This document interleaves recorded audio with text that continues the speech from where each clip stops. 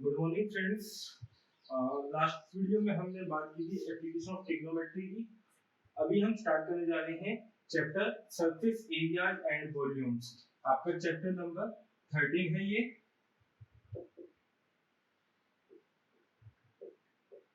ठीक है, और आज हम बात करेंगे 13.1 की। और इसके अंदर हम क्या पढ़ेंगे, बेसिकली सरफेस एरिया पढ़ेंगे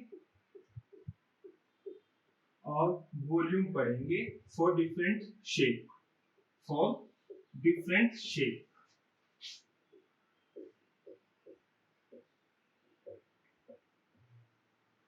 ठीक है, अच्छा सपोज करो और सबसे पहले हम एरिया की बात करते हैं। एरिया क्या होता है? एरिया आपका सपोज करो जैसे ये बुक है, तो बुक की इस सरफेस का एरिया क्या होगा। हम सबसे पहले ये देखते हैं कि ये शेप कौन सी है हमारी। शेप का मतलब है कि हमारे पास या तो क्या होगा, स्क्वायर होगा, या क्या होता है आपका रेक्टेंगल होता है,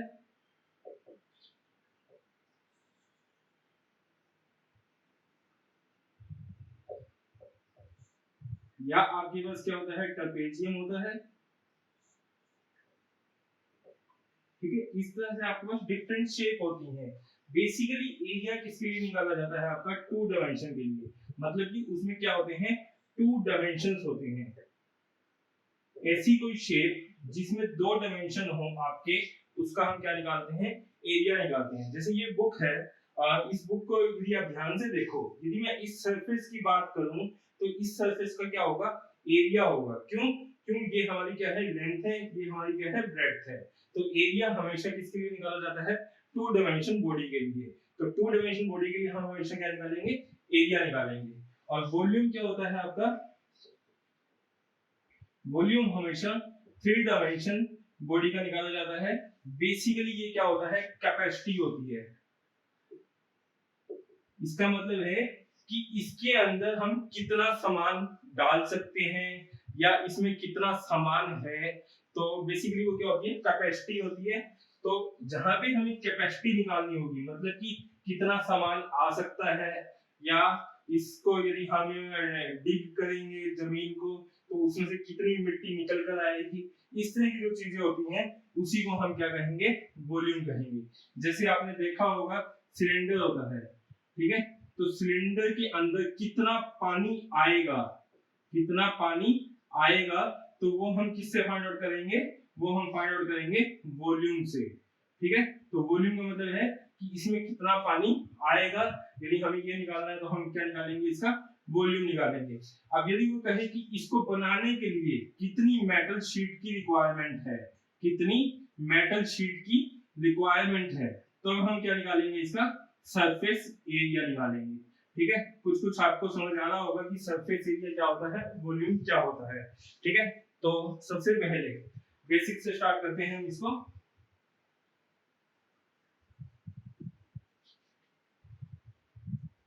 सबसे पहले हम पढ़ते हैं एरिया ऑफ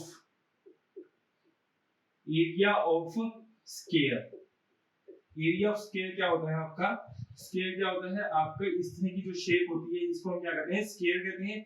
जिसमें आपका लेंथ और ब्रेड्थ दोनों क्या हो, बराबर हो। लेंथ बराबर क्या होता है, ब्रेड्थ होता है, उसको हम क्या कहते हैं, स्क्वायर कहते हैं। अब यदि सपोज करो यदि ये आपकी ए है और ये भी आपकी क्या है, ए है, तो एरिया क्या हो जाएगा आपका, ए मल्टीप्लाई में ए, यानी कि ए स्क्वायर। आई होप आपको ये समझ आ रही होगी बात। इसी तरह से एरिया ऑफ रेक्टेंगल क्या होता है आपका, area of rectangle. Area of rectangle होगा, सबसे पहले हम शेप देखते हैं क्या होती है। इस तरह की जो शेप होती है इसको हम क्या कहते हैं, रेक्टेंगल कहते हैं, जिसमें लेंथ होता है और कुछ ना कुछ क्या होता है, ब्रेड्थ होता है। तो यहाँ पर आपकी लेंथ में मान लेता हूँ एल है, ये कितना है आपका, बी है। तो एरिया ऑफ रेक्टेंगल क्या हो जाएगा आपका, L multiply B. I hope आपको इतना समझ आ रहा होगा। ठीक है, अब अभी ये बेसिकली ये दोनों चीजें हमारे चैप्टर में नहीं है, लेकिन इससे मैं आपको ये पूरा चैप्टर क्लियर करूंगा। तो एरिया ऑफ स्क्वायर हमारा किसके बराबर हो गया, मैं यहां लिख रहा हूं इसको, एरिया ऑफ स्क्वायर हो जाएगा हमारा ए स्क्वायर। इसी तरह से एरिया ऑफ रेक्टेंगल क्या हो जाएगा आपका, एल इंटू में बी। आगे चलते हैं। फिर है क्यूब। इस चैप्टर के अंदर सबसे पहले हमें जो पढ़ना है वो क्या है, क्यूब है। ठीक है, क्यूब क्या होता है? क्यूब जैसे आप जिस रूम में बैठे होगे तो वहां पर देखो आप रूम का कुछ ना कुछ क्या होगा, लेंथ पाएगा, कुछ ना कुछ आपकी क्या पाएगी, ब्रेड्थ पाएगी, और कुछ ना कुछ क्या पाएगी, हाइट पाएगी। तो क्यूब ऐसी आपकी शेप होती है जिसकी आपकी लेंथ भी होती है, ब्रेड्थ भी होती है और हाइट भी होती है। उसको हम क्या कहते हैं, क्यूब कहते हैं। लेकिन क्यूब में खास बात होती है कि ये लेंथ, ब्रेड्थ और हाइट तीनों क्या होते हैं, बराबर होते हैं। ठीक है, तो ऐसी शेप जिसमें आपकी लेंथ है, ब्रेड्थ है, हाइट है, और तीनों की डायमेंशन क्या है, आपकी सेम है। यदि लेंथ बराबर, ब्रेड्थ बराबर, हाइट है, तो आप उसको क्या कहोगे, क्यूब कहोगे। Any shape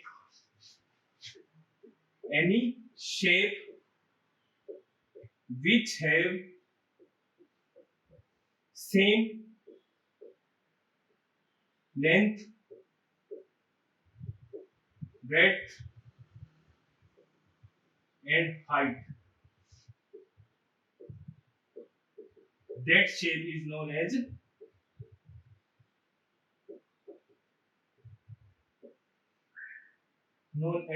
cube। आई होप आपको ये समझ आ गया होगा। ठीक है, तो इसकी शेप, आपने लूडो खेला होगा, लूडो के अंदर जो डाइस होता है आपका, वो कुछ इस तरह से दिखता होगा आपको। उसको यदि ध्यान से देखोगे तो उसमें जो आपका लेंथ होता है, जो आपका ब्रेड्थ होता है, जो आपकी हाइट होती है, वो तीनों क्या होती हैं, आपकी बराबर होती हैं।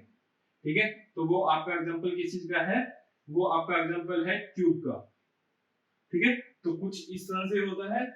इसमें हमारा ये क्या होता है, इसको हम मान लेते हैं लेंथ, इसको हम क्या मान लेते हैं, ब्रेड्थ मान लेते हैं, और इसको हम क्या मान लेते हैं, हाइट।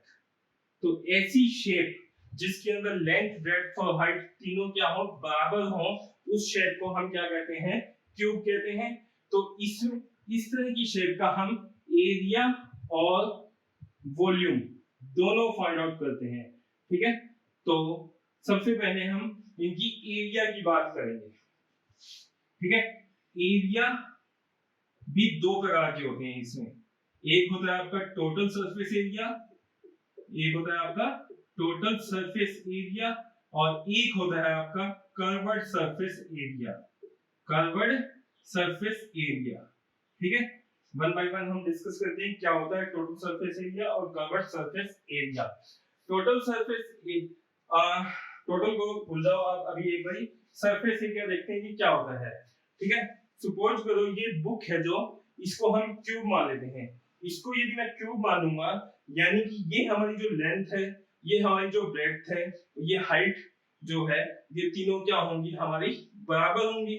ठीक है, यदि ये तीनों बराबर होंगी तो अब इसको मैं फेस 1 कह देता हूं, इसको मैं फेस 2 कह देता हूं, इसको मैं 3 कह देता हूं, और इसको मैं 4 कह देता हूं, और ये हमारा 5 हो जाएगा, और ये हमारा 6 होगा। एक और बात यहाँ से हमने सीखी कि जो हमारा क्यूब होता है उसके टोटल फेस कितने होते हैं, आपके 6 फेस होते हैं। टोटल फेस कितने होते हैं, 6 फेस। ठीक है, अच्छा, अब हमें क्या निकालना है, सरफेस एरिया। तो सरफेस एरिया कैसे निकालेंगे, सबसे पहले सरफेस एरिया होता क्या है इसको डिफाइन कर देते हैं हम यहाँ पर। Surface area, total surface area,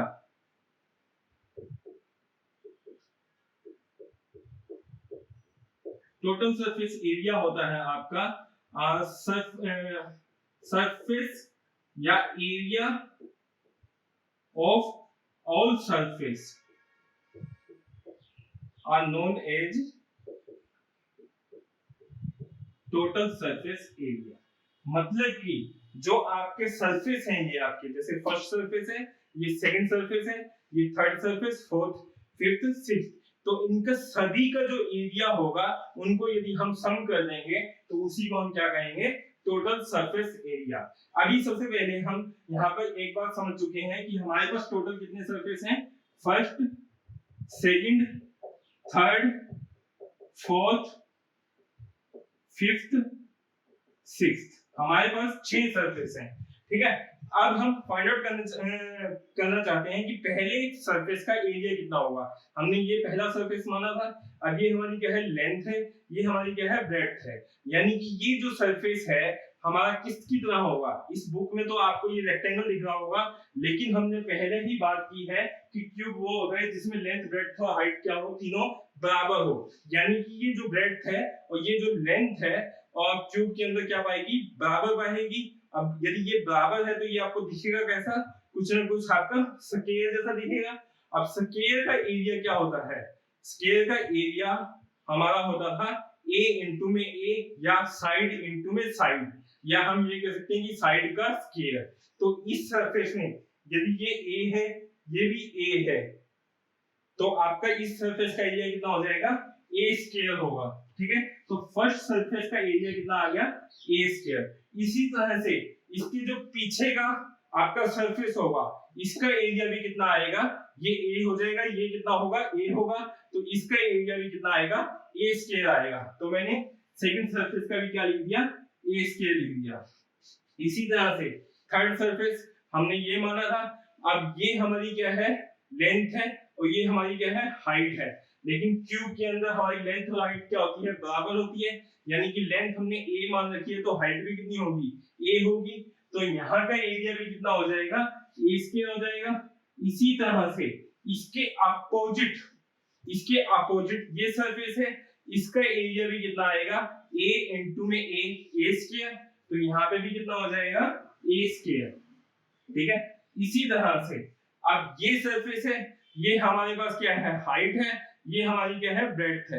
height और ब्रेड्थ दोनों क्या होती हैं, बराबर होती हैं क्यूब के अंदर। यदि ये दोनों बराबर हैं, यदि ये a है तो ये भी कितना होगा, a होगा, और इसका एरिया भी कितना हो जाएगा आपका a स्क्वायर, ठीक है।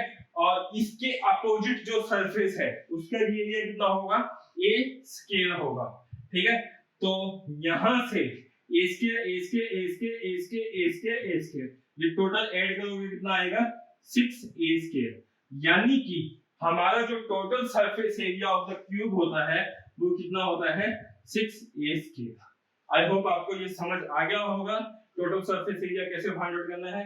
आपको किसी भी शेप का यदि total surface area find out करना है तो आपको क्या करना है, सभी सरफेस का एरिया फाइंड आउट कर दो, उनका सम कर दो, उसी को हम क्या कहते हैं, total surface area.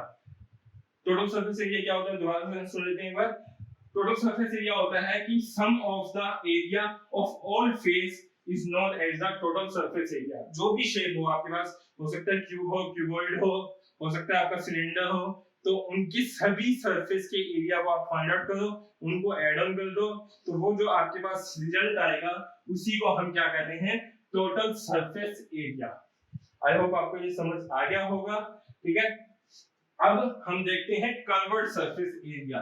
Curved surface area total surface area से ही ड्राइव है आपका। कर्व्ड सरफेस एरिया क्या होता है, टोटल सरफेस एरिया में हम क्या करते थे, सभी सरफेस के एरिया को फाइंड आउट करते थे, उसको जोड़ देते थे, उसको हम क्या कहते थे, टोटल सरफेस एरिया।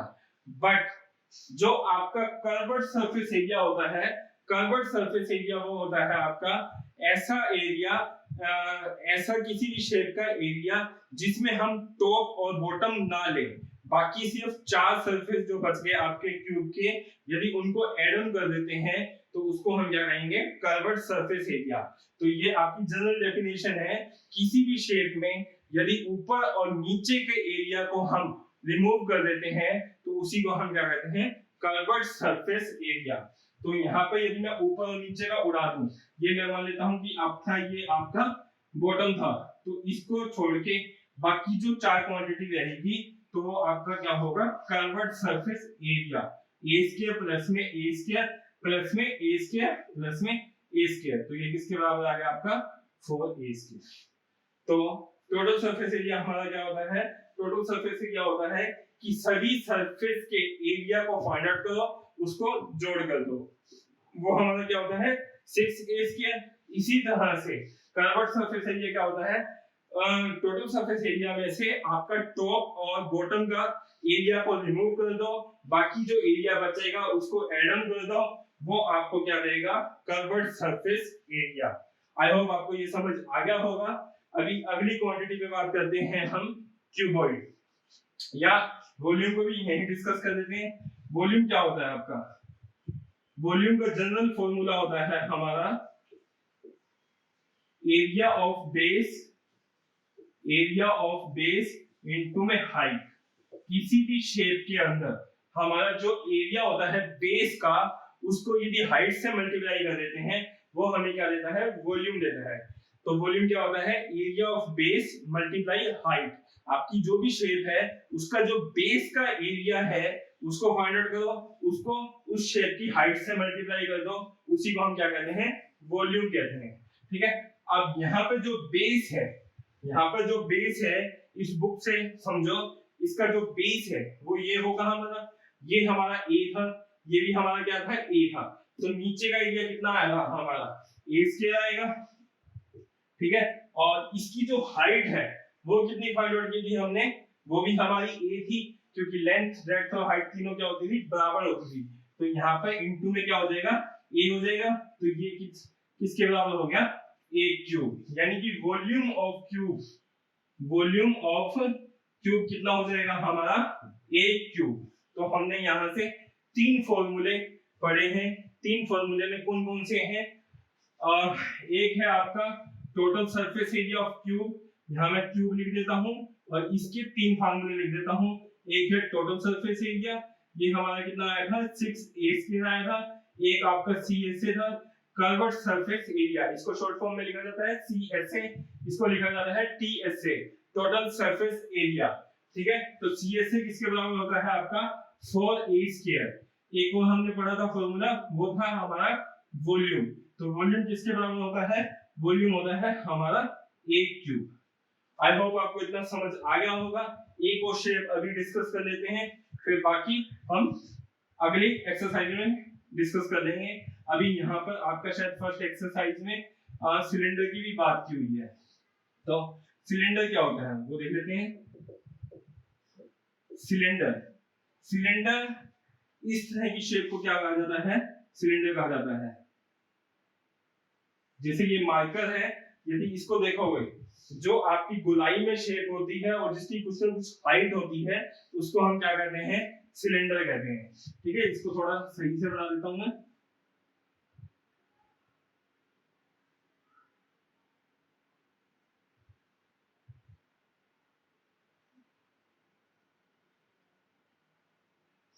इस तरह की जो शेप होती है इसको हम क्या कहते हैं? सिलेंडर कहते हैं। ठीक है, इसकी ये क्या होता है? आपका बेस। अब सिलेंडर में यदि ध्यान से देखो, जैसे ये मार्कर है आपका, इसको यदि ध्यान से देखोगे, ये आपका क्या है? सर्कल शेप में है। ये क्या है? आपका सर्कल होता है। ठीक है, तो नीचे वाला पार्ट होता है, ये क्या होता है? आपका सर्कल होता है, और ये आपकी क्या होती है? हाइट होती है।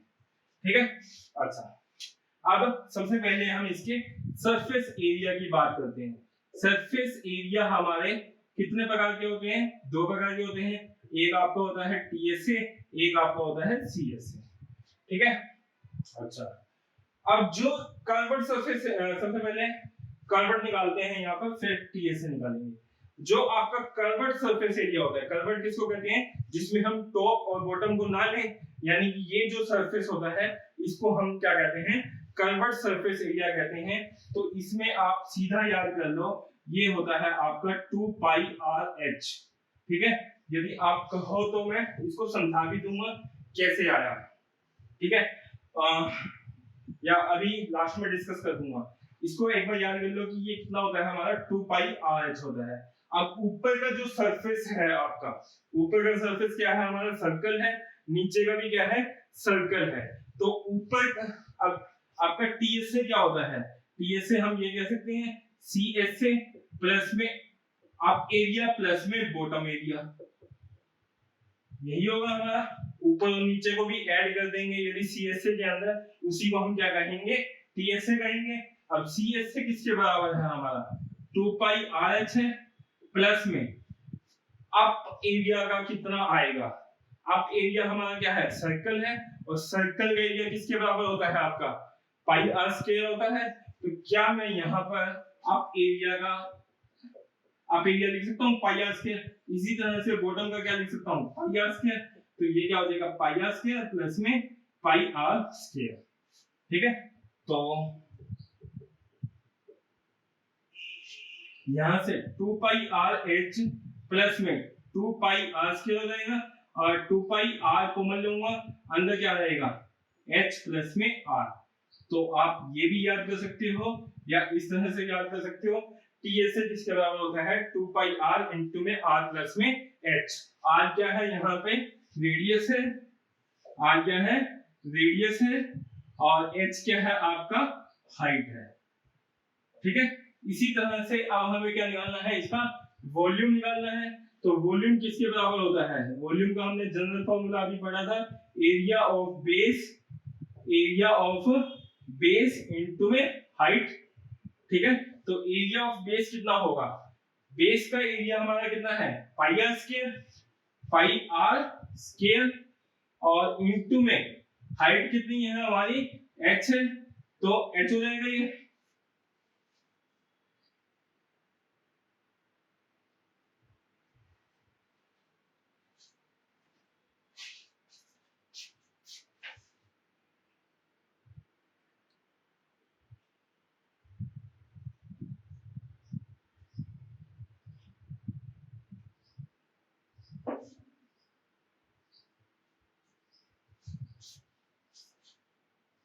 एरिया ऑफ बेस कितना है हमारे पास पाई आर स्क्वायर और इनटू में हाइट कितनी है h है, तो ये कितना हो जाएगा आपका पाई आर स्क्वायर h। ठीक है, तो वॉल्यूम किसके बराबर आ गया हमारा पाई आर स्क्वायर h। तो यहाँ पे अलग से लिख देते हैं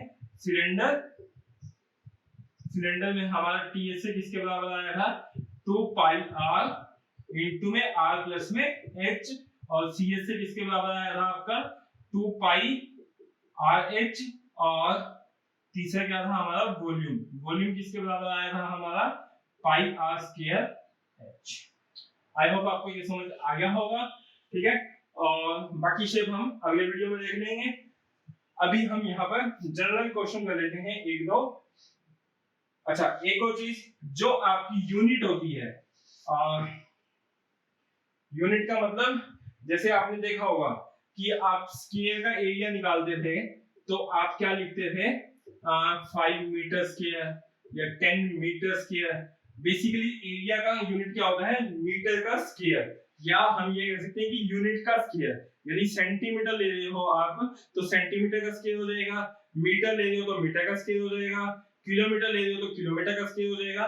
तो बेसिकली जो यूनिट होती है उसका स्क्वायर लिया जाता है एरिया में।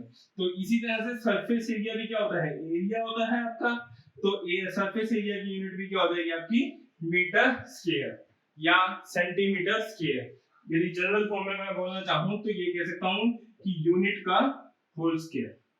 ठीक है, इसी तरह से जो वॉल्यूम होता है, वॉल्यूम की यूनिट होती है आपकी यूनिट की क्यूब। इसको आप एक और तरीके से भी याद कर सकते हो, जो एरिया होता है, जैसे एरिया होता है तो लेंथ गुणा में ब्रेड्थ करते हैं। अब लेंथ क्या होती है आपकी मान लेते हैं 5 मीटर और ब्रेड्थ मान लेता हूं 4 मीटर, तो 5 चौका 20 मीटर इनटू में मीटर स्क्वायर। तो आपका एरिया क्या हो जाता है, मतलब कि मीटर की मीटर से मल्टीप्लाई करोगे तो क्या आएगा मीटर स्क्वायर आएगा। इसी तरह से वॉल्यूम में क्या हो जाएगा, वॉल्यूम में आप यदि ढंग से देखो तो आपके पास 3 साइड होती हैं, 3 साइड का आप क्या करते हो मल्टीप्लाई करते हो। जैसे a क्यूब है तो पहली a मैं मान लेता हूं 5 मीटर, दूसरी 5 मीटर और तीसरी भी 5 मीटर होगी। तो 5 5 25 25 बन जाए 125 मीटर स्क्वायर मीटर क्यूब। इसलिए आपकी यूनिट ऑफ वॉल्यूम क्या होती है आपकी यूनिट का होल क्यूब। आई होप आपको इतना समझ आ गया होगा। तो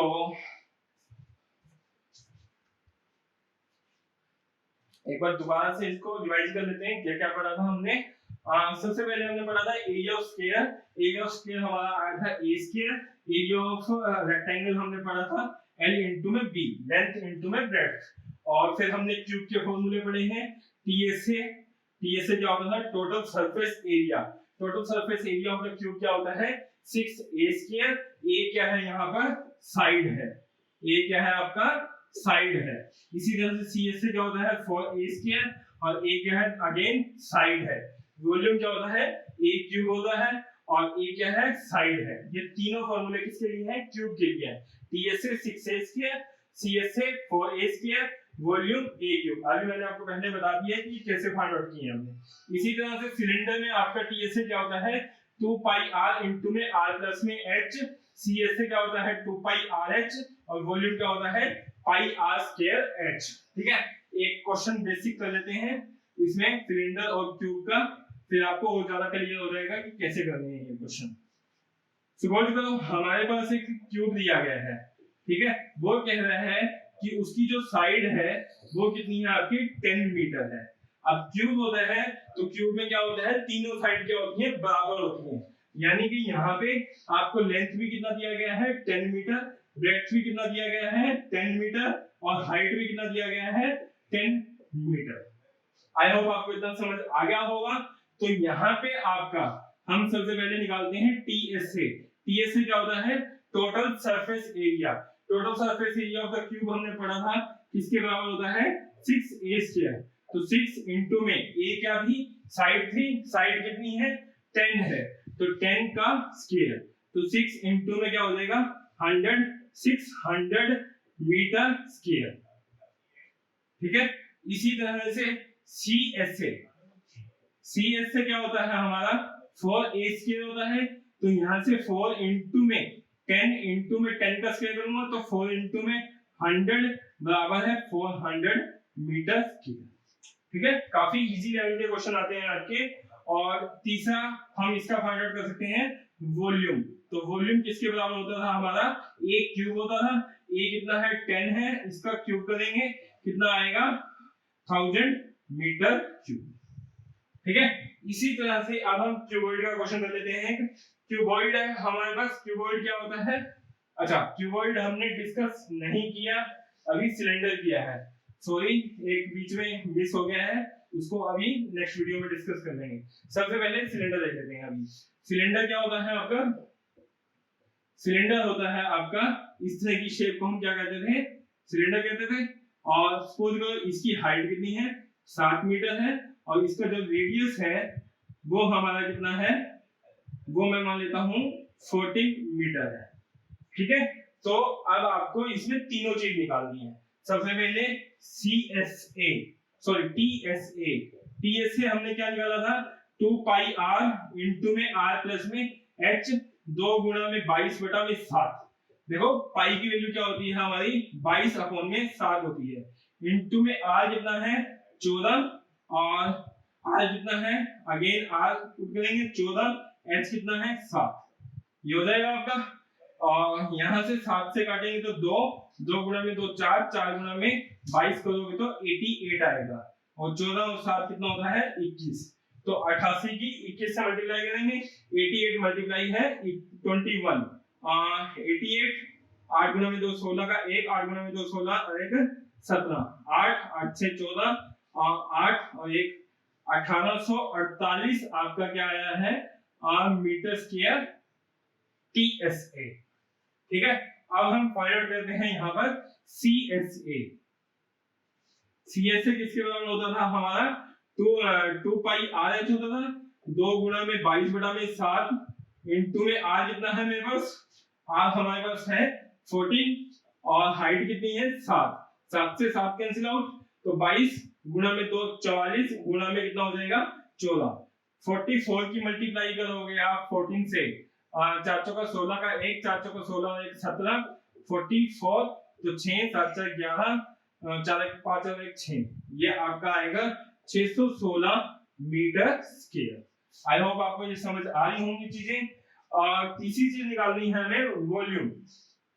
ठीक है, तो वॉल्यूम किसके बराबर होता है आपका सिलेंडर का एरिया का बेस, बेस का एरिया सॉरी, तो बेस का एरिया क्या है हमारा पाई r स्क्वायर होगा इनटू में h, तो 22 बटा में 7 और r कितना है हमारे पास 14 है, 14 इंटू में 14 और h कितना है 7 है, 7 गुणा में 2 14, तो 22 गुणा में 28 गुणा में 7 है, तो सबसे पहले मैं इनकी मल्टीप्लाई कर देता हूँ, 8 गुणा में 2 16 का 1, 8 गुणा में 2 16 1 17, और 2 गुणा में 4, 2 गुणा में 2 4, 6 7 4 11 5 6 आएगा सॉरी, ठीक है।